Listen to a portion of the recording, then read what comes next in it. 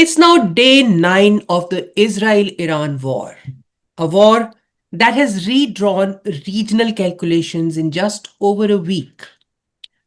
Since Israel's initial strikes on Iran, we have seen unprecedented Iranian retaliation, devastating Israeli attacks on IRGC leadership, and escalating fears of a broader regional conflict.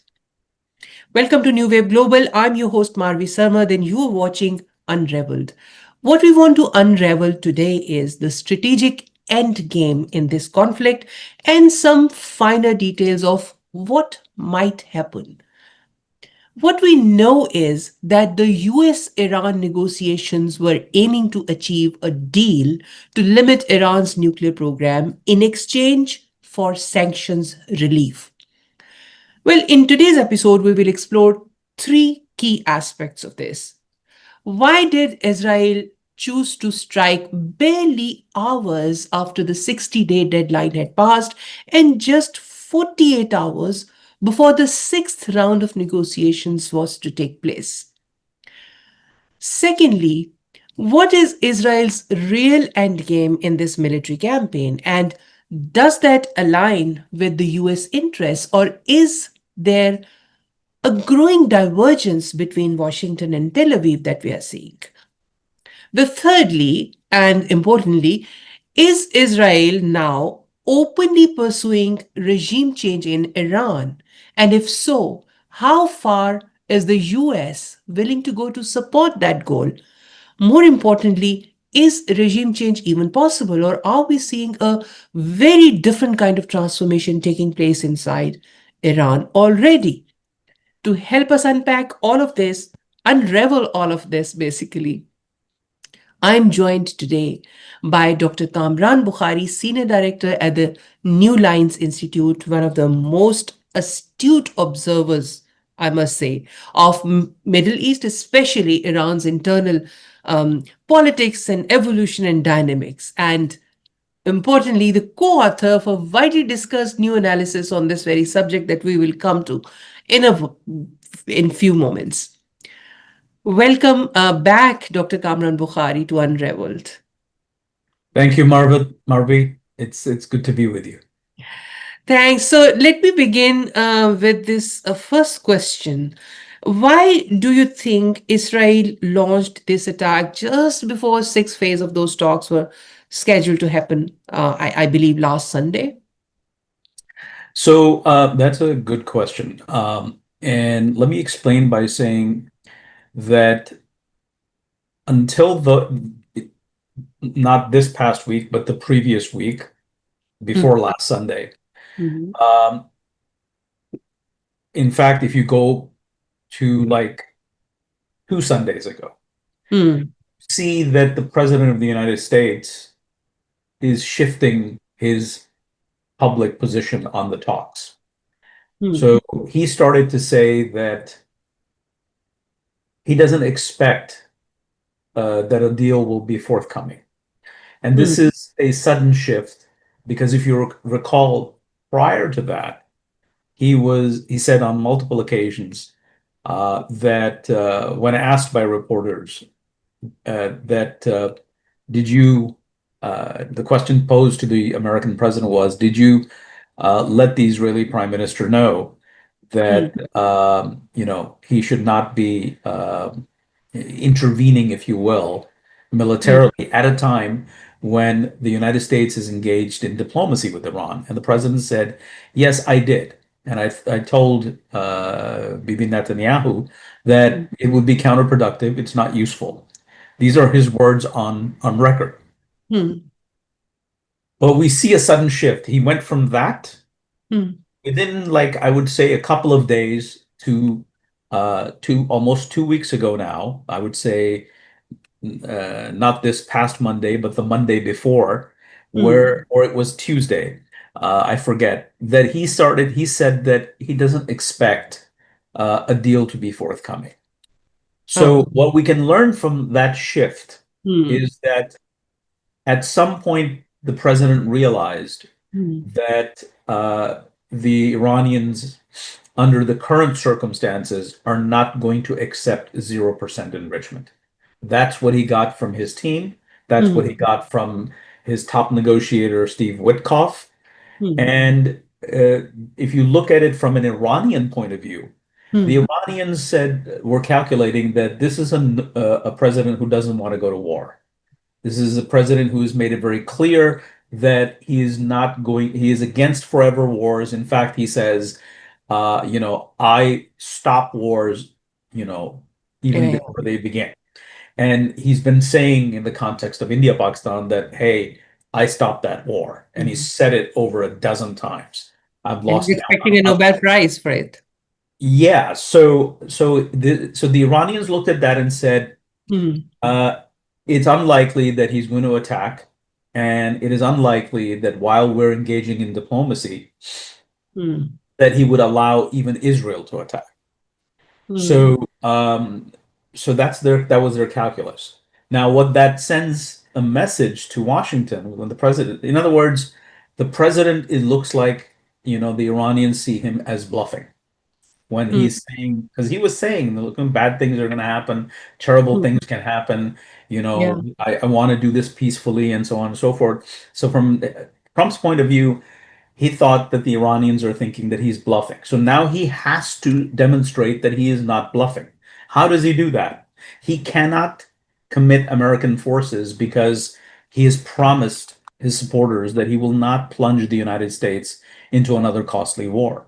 And so he can't do that. But here you have Israel ready and actually pressing the Trump White House to Hmm. let them take military action. Hmm. And he said, okay, let me use Israel to put pressure on Iran that, look, it would have been great if if we had arrived at a deal, but you left me no choice. So, now that you're hit, the idea was that if you hit them, then and degrade them sufficiently, Hmm. uh, the Iranians would be in a mood to talk. So that was Hmm. the logic that would. Now, obviously, target sets, the scope of the campaign, everything had to be discussed uh, Hmm. between the White House and the Netanyahu government.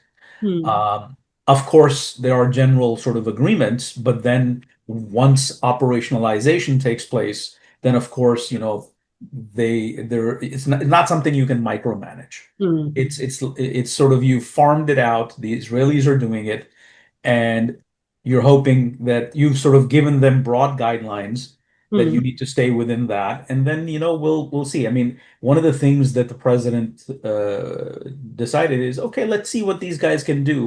It may work, it may not work, but right now I'm at a dead end, and we don't know. There's a huge uncertainty as to the reality of the Iranian nuclear program. How Hmm. far are they away from the point of no return? And the point of no return, I mean, this debate gets really complicated because people don't distinguish between being able to enrich uranium and then doing a test, which means you have a crude device, to being Hmm. able to build a bomb that you can drop from the air, and that Iran doesn't have an air force, therefore it needs to be able to merge ballistic missile technology with nuclear weapons technology, which is a feat of engineering unto itself. So those details aside, the issue was that if they do a test, then they're like North Korea.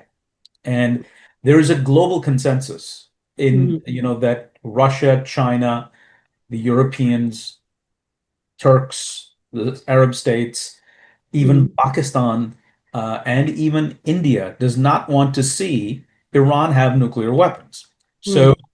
there is a global consensus. Now, if imagine if you're the president of the United States and you're negotiating with the Iranians, and meanwhile the Iranians, uh, you find out like what that they conducted a nuclear test. Hmm. So these are the fears. I'm not saying this would have happened. I'm just telling you the calculus, the thinking, the fears, the pressures that force leaders to do what they do, that they Hmm. put them in situations where they have to pull a trigger that they would have otherwise Hmm. wanted to avoid. So that's how we got to Israel starting its military campaign against Iran. Hmm.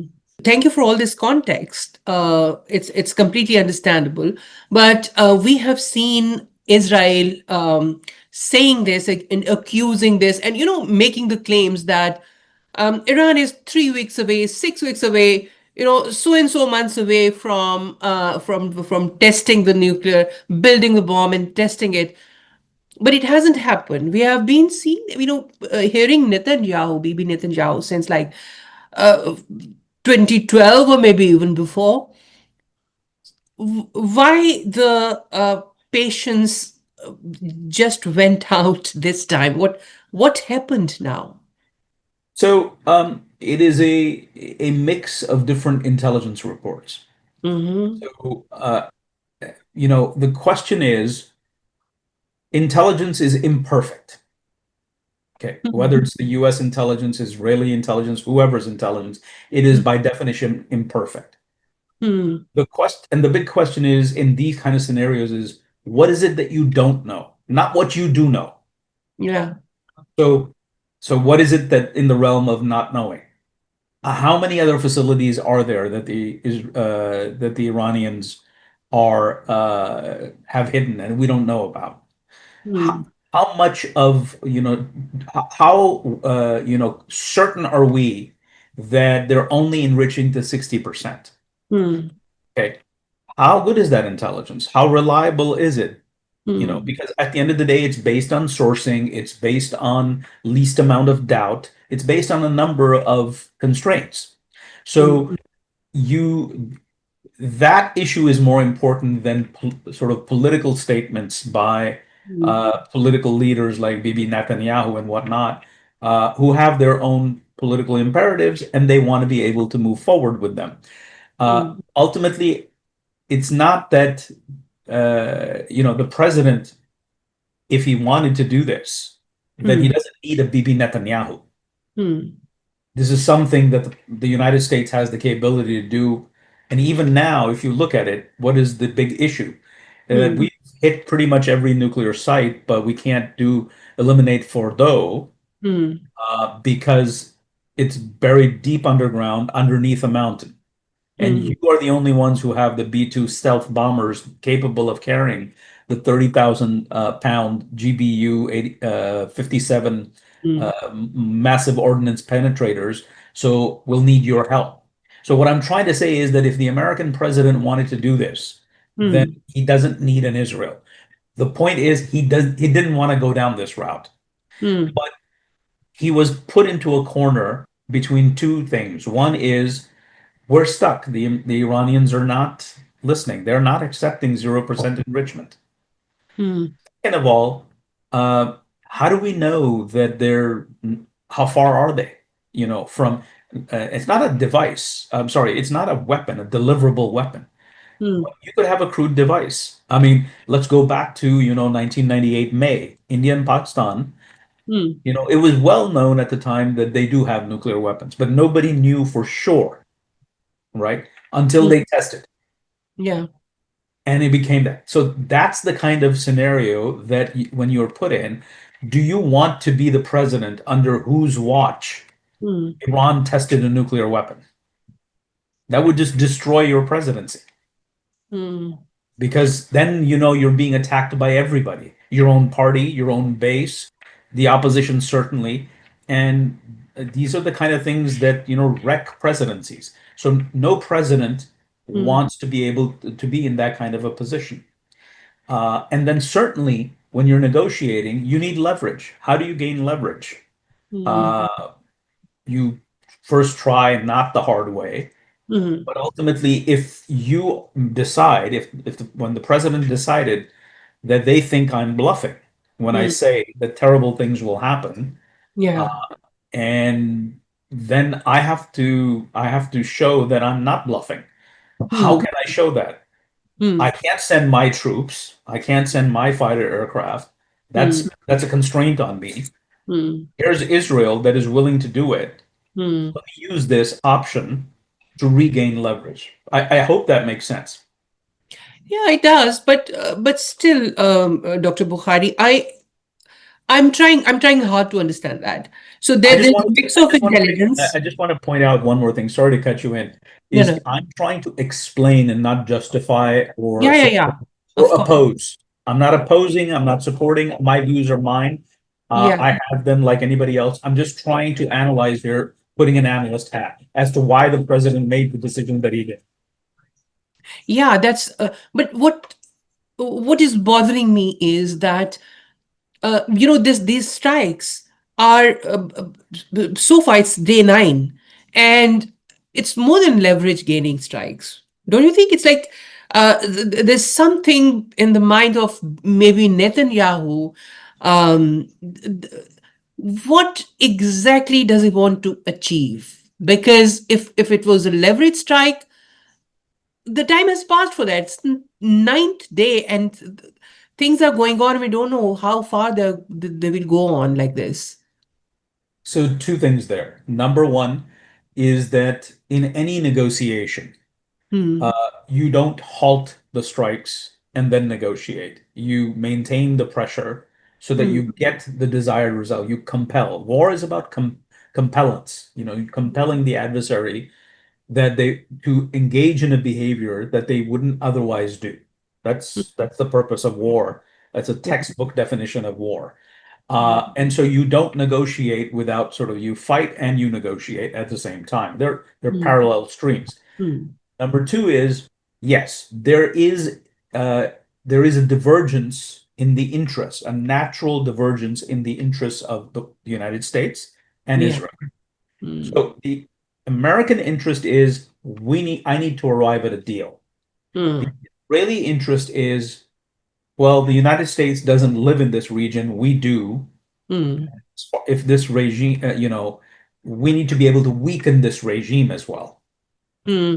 And by weakening this regime, it's not the same as saying regime change, because regime change conjures up images of Afghanistan and Iraq and Libya and whatnot.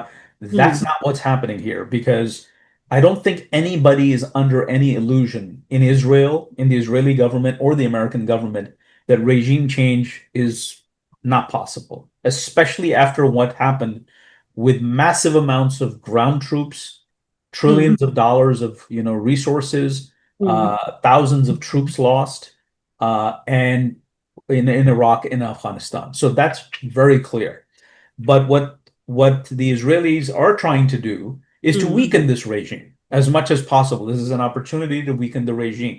Now, it so happens that the American imperative of forcing the hand of the regime Hmm. and the Israeli imperative of weakening the regime goes Hmm. through the same path.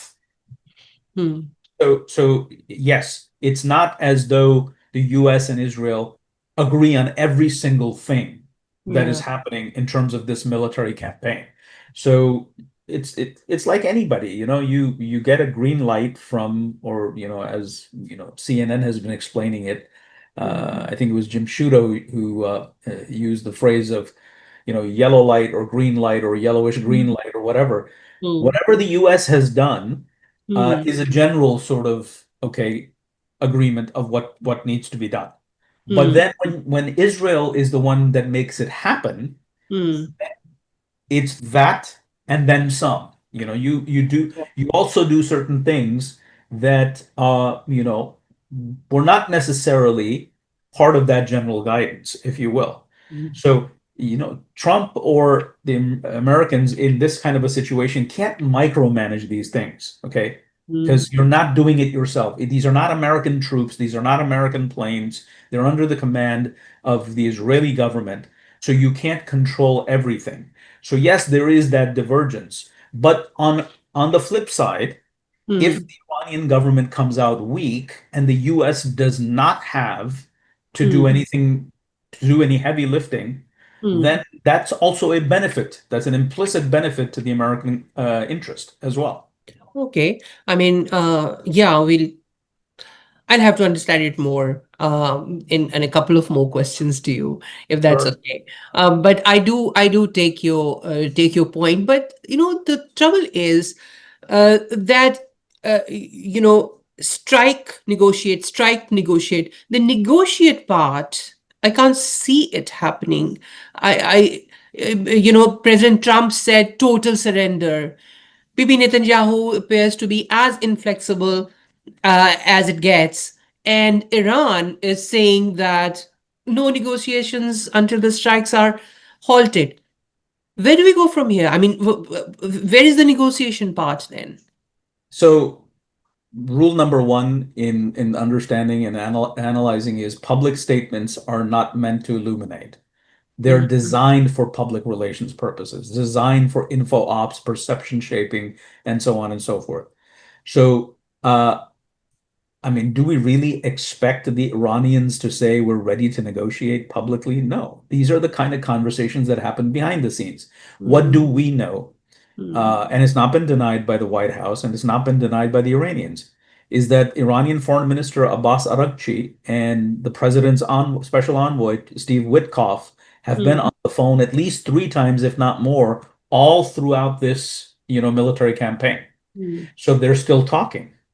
So what are they discussing? So these are the things that they're discussing. So they're not going to come out and say, and obviously the president, has to appeal to it. And then the other thing is, the president has to manage a domestic divide within his base and his party, where there's the camp, let's just say, that is represented by, at least in the media, by Tucker Carlson. And that camp says, why do we need to fight anybody's wars, even mm, Israel's? They should fight their own wars. mm, Number two, on the other side are those who say, again, from the president's base, mm, saying the interests of the United States and those of Israel mm, converge more than they diverge. So he has a division, and we've seen Steve Bannon also come out and say, this situation is bad. mm, If we go ahead and intervene, insert ourselves in this war, mm, then it threatens to rip the country apart. What he really means is it represents a danger to the coalition around mm, President Trump. And so, from as a political strategist, he sees this danger, and that is pressure on the president. So he has to find a way. He has to navigate. He has to sort of say, okay, how can I keep this side happy and that side happy? So sometimes statements like, "I want total surrender," they are more for domestic consumption than they are for the other side. Obviously, they have and mm, they impact the mm, negotiation because when a statement like that comes out, mm, then the negotiators that are behind the scenes talking to one another, then they have to sort of factor that in as well. So the Iranians are saying, well, we're talking here. What does the president mean when he says surrender? I mean, that's not what we're discussing here. mm, So it complicates the negotiation. That's true. So mm, it's a very complicated situation. You need to negotiate. mm. You need to keep the pressure on. You need to make sure your base, the divisions within your own political base at home, do not become so big that it becomes a political problem for you. So he's trying to navigate through so many different cross currents. Yeah, that's great. And I'll come to this uh, talking about the base in a couple of minutes. But first, I wanted to ask you about the President Trump's. He has taken 2 weeks to weigh his options, and he has a lot to think about, as is evident from what you have told us so far. Now, whether he decides to join the war fully, or stays out entirely, or perhaps something in between, what options do you see are, and then he has to, by the way, safeguard the legacy of Abrahamic Accords and his ambitions for the Nobel Peace Prize, etc. So all these considerations, um, i- all this in mind, in the backdrop, what options do you see would best serve American and President Trump's interests and the regional peace building at this stage? Maybe not diverge so much with Israel's interests as well. Yeah, I mean that's sort of like, so you're basically asking how can the president have his cake and eat it, and Yeah. He's like the Precisely. proverbial juggler, keeping all the balls in the air and not allowing even a single one to drop. That's Mm, difficult, and it's extremely, terribly difficult, and sometimes it's also impossible. But mm, to answer your question, um, I think what the president is trying to do at this stage is he says there's two things happening. mm, So one is the conversation, that the negotiation track. So you need some time to negotiate because ultimately, let's just play this out. Iran cannot just come out looking like it is capitulating. That mm, would be detrimental for the regime, and it could completely destabilize it. Okay, mm, internally. Not that it's not already internally destabilized, but it would be akin to sort of being out of the frying pan into the fire. mm, So how do we engineer a deal where mm, Iran does not look like it has surrendered? Okay. And the United States gets what it wants, which is, so what is it that the United States wants right now? So obviously we know about 0% enrichment. Okay. But now the question is about Fordo. The Iranians are thinking that and they're debating amongst themselves either. They don't know what the American president will decide because they're also operating with imperfect information, and the situation is evolving by the hour, if you will. And so the Iranians are saying, can the president? They're asking the question amongst themselves: can the Americans actually? Will they come and actually hit Fordo? mm, Why? Why is that? Because look, the Israelis don't have strategic bombers. They do not have the bunker busters. mm. The Americans do. The Yeah. Americans have to go and do this. They know that President Trump doesn't want it. They see the division in the base. Mm, So they're basically saying, you know what? Maybe we have something here that we can leverage to our advantage and extract concessions out of that. Okay. So uh, we don't have to just throw in the towel just yet. Okay. mm, Other people within the Iranian, camp who will be saying, here, obviously, I'm speculating. I do not have any information, but I'm just going by what logic tells me. mhm, There will be those who are saying, we are playing with fire. Look at what happened to Hezbollah. Look at what happened to the Assad regime. Look at how the Israelis have attacked us. We are literally without credibility in the eyes of our people because mm, we cannot defend. We have no air defenses. They are coming in and hitting us at will, and mm, they have established air superiority over our skies. mm, So, do you want to assume that they will not bomb Fordo? We should assume that they will. And so, this debate is happening and it hasn't settled. And it can't settle just yet because, again, information is changing by the hour. And the same thing for the president. The president is looking at this and saying, asking his joint chiefs and the people who have to make it happen, is that, guys, how certain are you that mm, you will actually be able to take out? If I'm going to take this risk, I want it to be a very limited operation. I'll give you an analogy. Uh, President Obama asked then Secretary of Defense Leon Panetta, "How do mm, you know that Bin Laden is in this facility in Abbottabad?" mm, And now there's a Netflix documentary out there that where the former defense secretary actually shares much of this information and mm, others. So what I'm trying to say here is that this president has to be certain that if they go in and they can actually take it out. Now, why is this a question? This is a question because there's a leak in The Guardian, mm, unnamed US officials who are saying that US is not certain that they can actually do it with the GBU 57 because of the variance in its range and the depth of the nuclear facility underground underneath the mountain. It's yeah. believed to be somewhere about 235 to 250 feet. Mm, And again, these numbers, these are not hard numbers. These are estimates. Okay, mm, and things can go wrong. And the GBU 57, the massive ordnance penetrator, can mm, go down to about 200 feet, give or take. So there's a 35 to 50 feet, variance, and mm, that's huge. So Yeah. what do you do? And then do you drop multiple bombs? Then, do the Iranians attack American forces? uh, you know, Things spiral out of hand. So what was intended to be a limited operation could easily become mission creep. You just sort of, it's quickly sort of gets out of hand, and now you're into a war that you did not actually want to get into. And that's bad because that's exactly what his base doesn't want. That's That's right. exactly what everybody's saying, don't do it. That's exactly what the president doesn't want himself.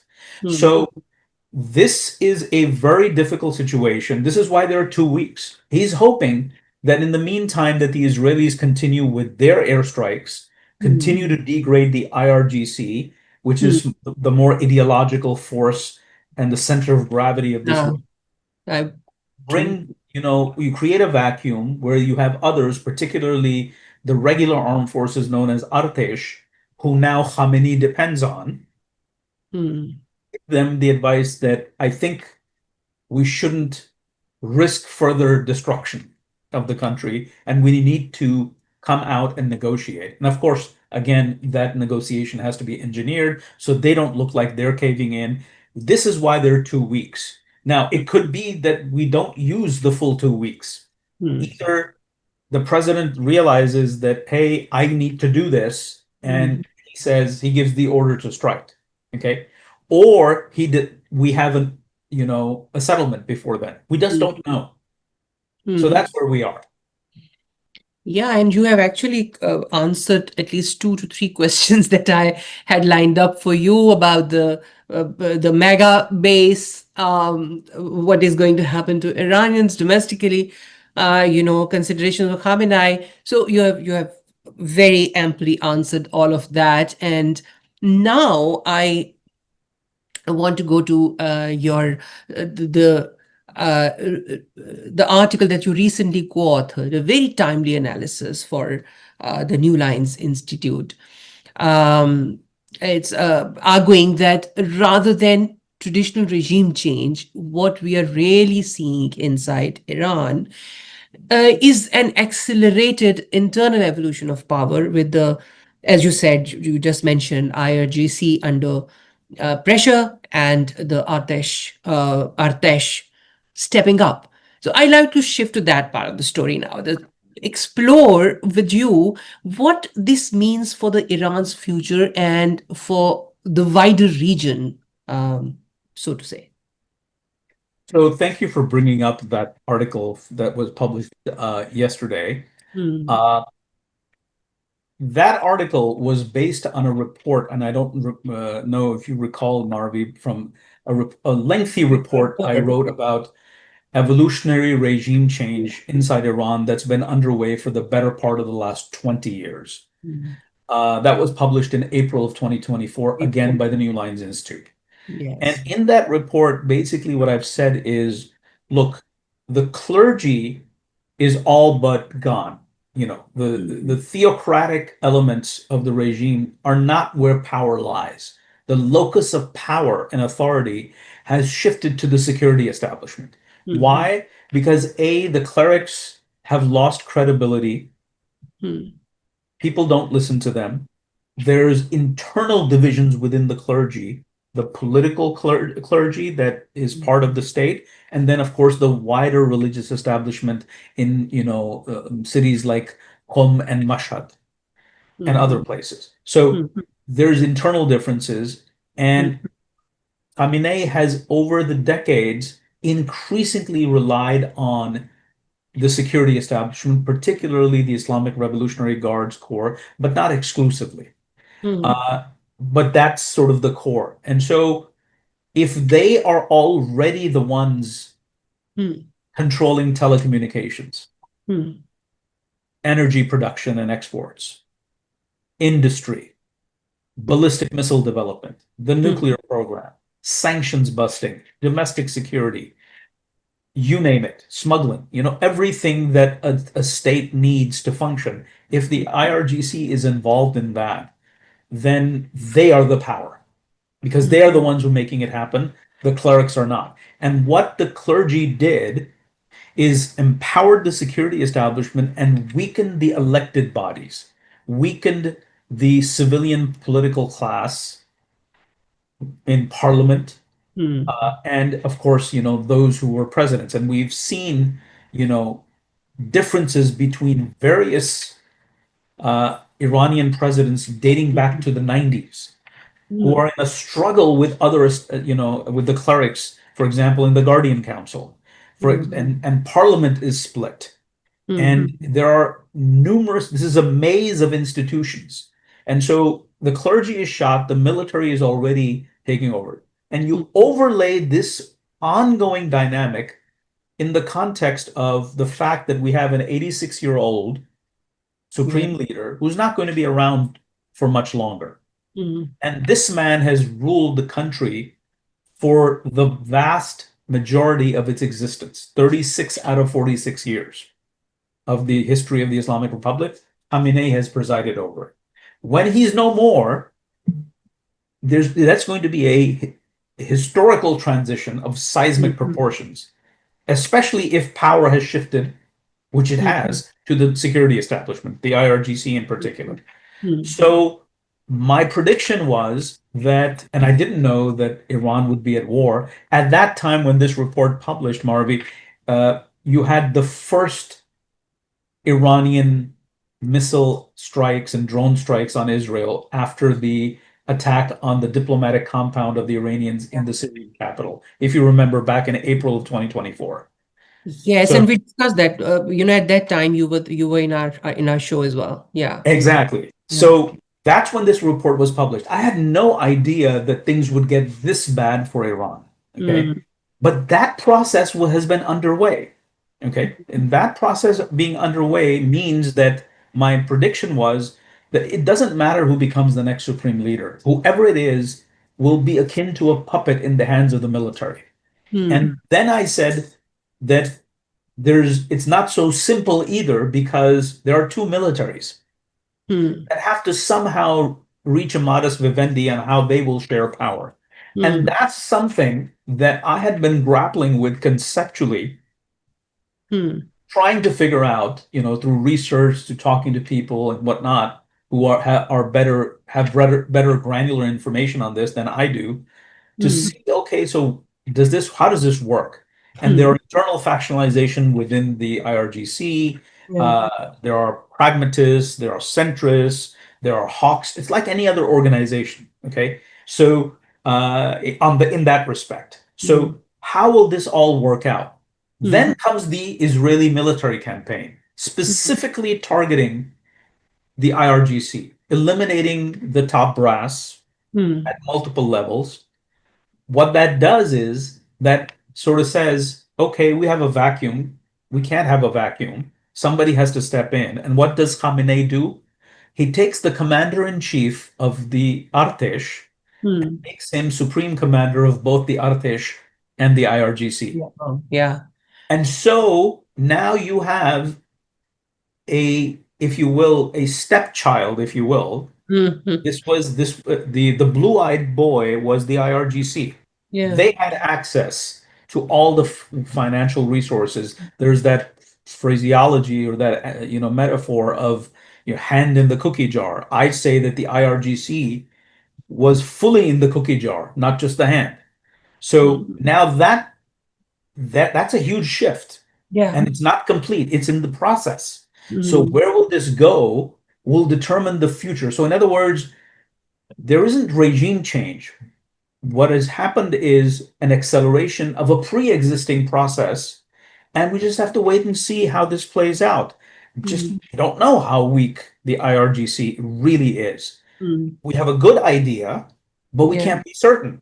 We don't know how much control has been taken over by the regular armed forces. It is a chaotic situation. It is fog of war. The information coming out is very, very scant. And so there we are. That's where we currently stand. Yeah, but one thing that you mentioned in this article is you call Aatish sort of a more secular and force and more disciplined, not guided by ideology so much, as the professional considerations. And then now, if we are saying, if Artesh rises, and predominantly, as opposed to, and fills the vacuum that has been created, I'm hopeful, and you will correct me if I'm wrong, that for Iran's foreign policy, this would mean a lot, and maybe the foreign policy posturing of Iran, and potential diplomacy with the US might also change. So my question to you is, am I right in thinking like that? And could the Artesh realistically take a greater role in Iran political life? And by political life, I mean, could things ease out for women? Could things ease out on the whole? If this internal shift happens, could we see more pragmatic military voices over the more, orthodox ideological IRGC dominance? Could we see a change in Iran's regional behavior and handling of militias and proxies and nuclear talks, etc.? This is a great question, Marvi. And, intuitively, and the short answer is, well, we hope so for the sake of the Iranian people. Mm, Iranian people have suffered immensely over yeah. the decades under this regime. I mean, the resources that were supposed to be allocated for their economic well-being, their Mm, development, were given to these proxies. And this is something that, is not lost on the average Iranian. In fact, the average Iranian is very bitter about it. So we hope so. But that's sort of neither here nor there. That's just an aspiration of this one person.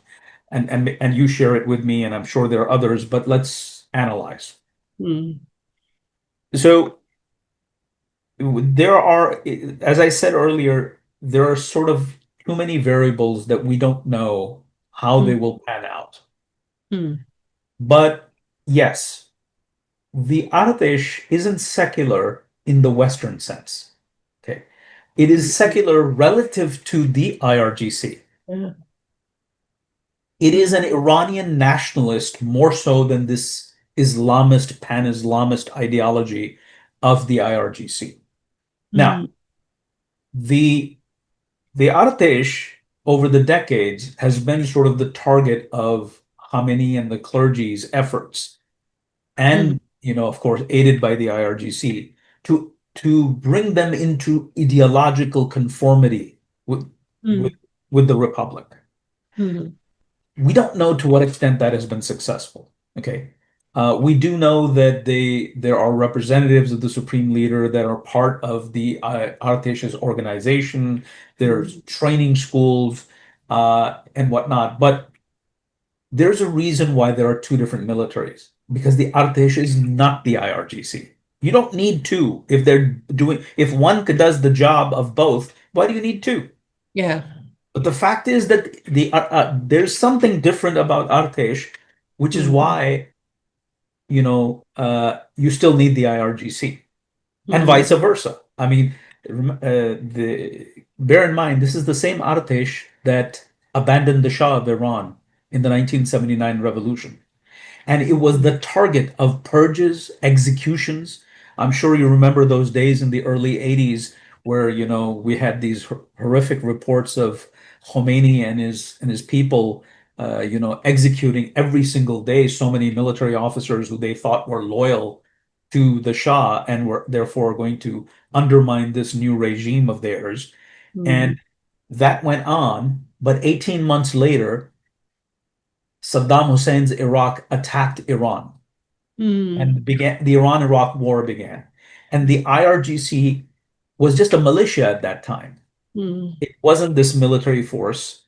So that's what sort of halted the efforts of the regime to basically do away. If all things being equal, if the Iranians had their way and Iraq had not invaded Iran, and they mm, didn't have to go through a very brutal 8-year war that cost them, uh, $1 billion in economic losses and millions of lives, then maybe we would have only one force called the IRGC. and there would be no Artesh. It would have been subsumed. Who knows? I'm just doing counterfactual history here. But at that point in time, they had to stop these purges and dismantlement of the Artesh because they needed somebody to defend the country. Hmm. And so they both forces during that 8-year war worked together. And Hmm. that's how we got two military forces. Hmm. But IRGC politically, constitutionally has the right to be involved in politics, has the right to be involved in, because it's there to safeguard the revolution and the regime. It's an explicit mandate. Hmm. Whereas the Artesh is specifically forbidden to be involved in politics. It does not have the kind of resources that the IRGC has at its disposal. Its budget is not that high, but there has been an uneasy, if you will, division of labor. So, for example, just to give you sort of an example to clarify how do the two work together, there is an IRGC Navy, and then there is the Artesh Navy. Hmm. IRGC Navy is responsible for security in the waters of the Persian Gulf, Hmm. whereas the IRGC Navy has responsibility for the broader Arabian Sea, blue water navigation to the extent that the Hmm. Iranians are capable of doing it. So that's sort of a very, if you will, not a perfect system. And when Khomeini died and Khamenei, who was president for 8 years under Khomeini, became supreme leader, what he did was created a armed forces general staff command and Hmm. created a chief of staff position. That chief of staff was supposed to be someone who oversees both military forces. That's how they brought them together. And then above that is the Minister of Defense and Logistics. And Yeah, so, I read it in your report. so, You talk and about it. so, Yeah. yeah, and so that's how they've kept the sort of these two going parallel. Hmm. But now the stronger side has been weakened. Okay, Hmm. it's not gone. But it's It's down, but not out. The hmm. other side has an opportunity of a historic opportunity to stage a comeback. Hmm. The other side sees itself as responsible for national defense. So Hmm. here's where it gets complicated is that so far the Israelis, I haven't seen any reports that suggest that the Artesh has been targeted by the Israelis. But that could change because there's a complication here. Hmm. Now the Artesh general is the chief of staff and he is leading the fight. Hmm. So does that mean now the Israelis have to fight them? I don't know. I mean, Hmm. what is their calculus? I'm not aware of. The other thing is the Artesh cannot look like at a time when there's maximum, mutual suspicion.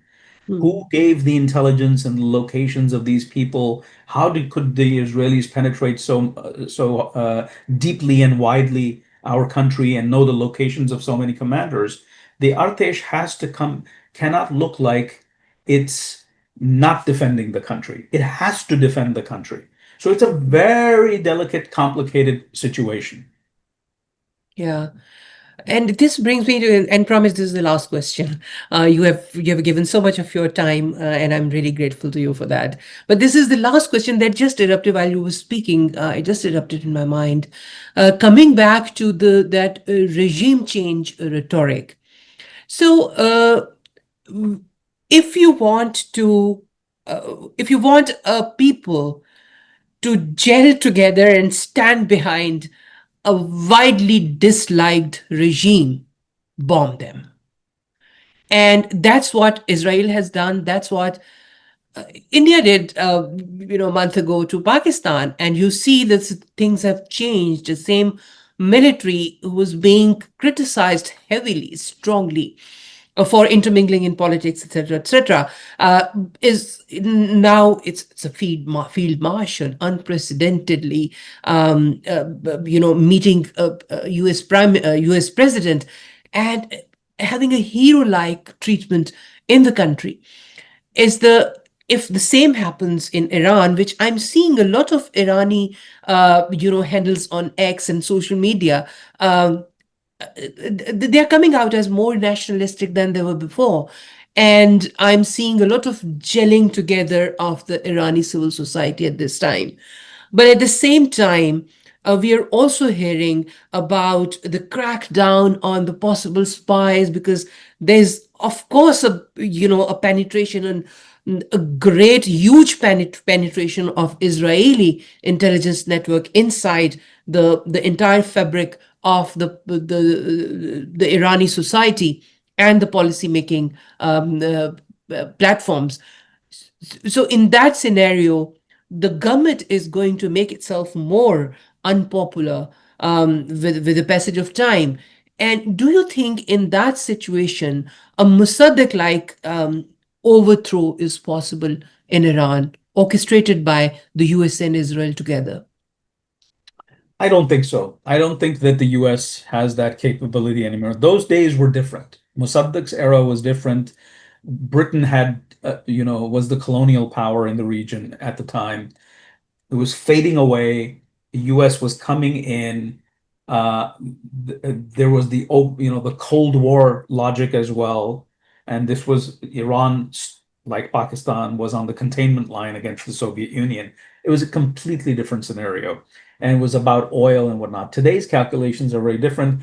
U.S. capability to do this is different. So I don't think that.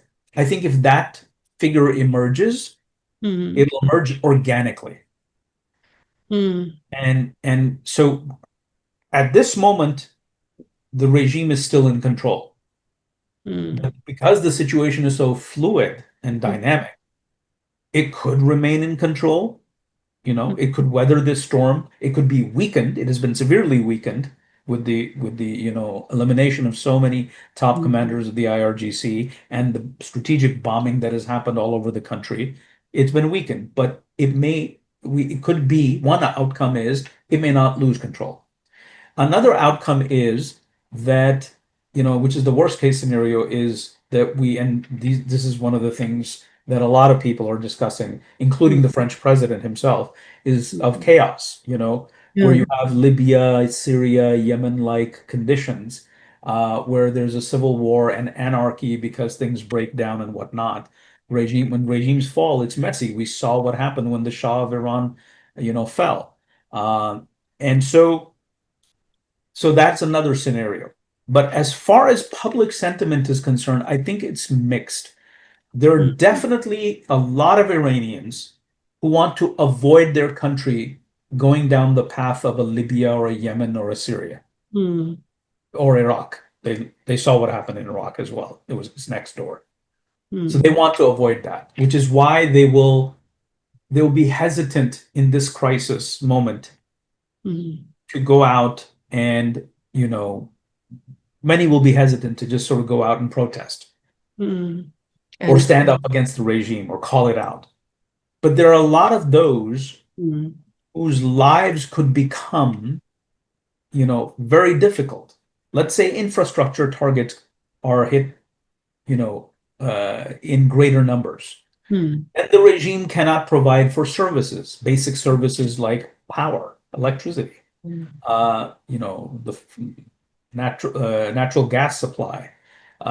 You have, supply chains get disrupted. Hmm.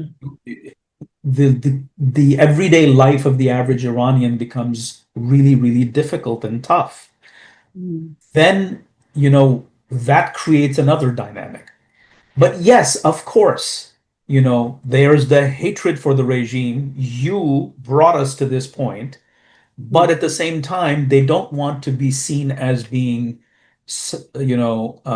attacked by Israel. And the Hmm. sentiment towards Israel is well known. There are a lot of Iranians, regardless of how they feel about their own regime, Hmm. there's a regional sort of sentiment that is really opposed to the Israelis. And then what country would want another country to come in and attack it? What people would tolerate that? So it's a very complicated situation. There is no Hmm. one good answer. Those who say that people are going to rally around the flag and the regime will benefit from it, I think they're going to one extreme. Those who say that the people will, There will be an uprising. The people will say, thank you, Israel, and thank you, United States. Mm, That's an extreme too. mm, Reality is complicated. It's somewhere in between. We mm, don't know, we mm, thought, when the Bush administration effected regime change in Iraq, the assumption was 80% of the population is, suppressed by the Saddam regime. mm, 60% give or take Shia, 20% give or take the Kurds, and even amongst the Sunni population, there are many Sunnis who hate Saddam. So this is mm. going to be very easy. People will thank us and whatnot. But look what happened. Yeah. You A know, lot yeah, of cost was to, we uh, had Sunni insurgents, Shia yeah. insurgents. It was a mess. Al Qaeda benefited from Mm. it. Iran benefited from it. ISIS I, emerged, yeah. etc., etc. So I think that we need to reserve judgment as to what the Iranian people are feeling every day and how that can change. But I want to leave you with one thought Mm, that it is not possible for any intelligence agency, a foreign intelligence service, to operate in a country, to mm, have its operatives in operating in a hostile environment mm. without a substantial number of people helping them on the ground. Yeah. So look at just this is incredible that Mm. there are people who hate the regime so Oh, much that they're willing to work with Israel to get rid of it. mm. Yes, and So that should be, yeah. something to be thought about. I don't have it's just a thought. I don't have an answer as to why. It's just an observation. No, absolutely apt observation. And I am inclined to apply this to so many other countries, including my own. And Yes, we can discuss this and we should it discuss. has happened. It has happened to Pakistan in 71. Yeah, it has. And now, the crackdown on the Baloch people is intensifying, and I'm afraid that this might happen again. I hope I'm wrong, but We this is, all hope we're wrong. yeah, but, and we can discuss this later, on a big mug of coffee or maybe something stronger. But we Off the record. Yes, off the record, absolutely. No glares of cameras. So we'll have to leave it there. Thank you very much, Dr. Bukhari. Thank you for helping us unravel all of this today. And to all of you watching, stay with us as we continue to follow this story in the weeks and the months ahead. I'm Marvi Sarmat, and this is Unraveled. Until next time, have a good one.